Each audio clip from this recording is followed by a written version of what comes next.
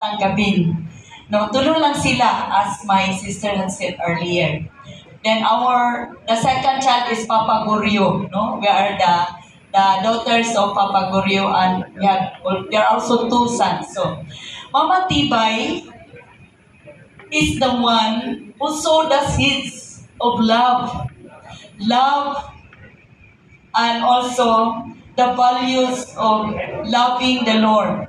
No, she showed to us how to be good, the goodness, the virtues, and the values that she gave to us. Kay ang among mga papa, gusto gyud sa among papa ug ang among mama nga moadto gyud mi dito sa ilaha. Sa among elementary years on high school, dito namo nakita, dito niya nahatag sa amua as the gospel today. Iyang gitanom, gihatag sa amua ang mga maayo nga mga sumbanan. Love of God, goodness, love of ourselves, respect of parents, and also to strive hard for our future. So, that is why she is our inspiration. So, kami tanan nga mga magsuon na ning kamot yun mi because of Mama Tibay. She always finds some times of mapipila ka mga gutlo to talk to us. No, she is our model as a good woman, religious woman.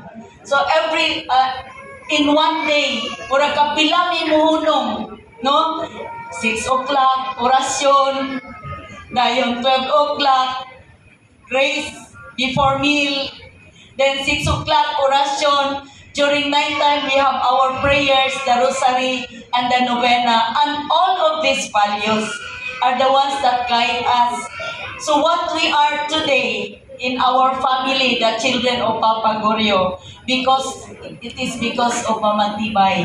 Thank you very much, Mama Tibay, for the love, care, and guidance that you give us. So I would like also to let my sisters, other siblings, stand there, the children of Papa Goryo, and also the children of Papa Isyong there, over there with Marlene.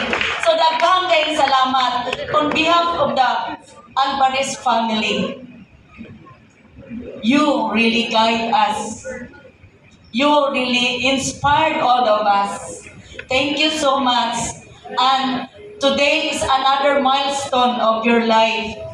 So, Mama Tibay, we really would like to thank you and thank the Lord for the gift of life that you have given you. You touch all of us in our family, not only the Alvarez family and also the Balbuena family. No? Tanan na po diha sila Angging, sila Virgie, my cousins. Salamat, Mama Tibay. We love you so dearly. Daghan kayong salamat.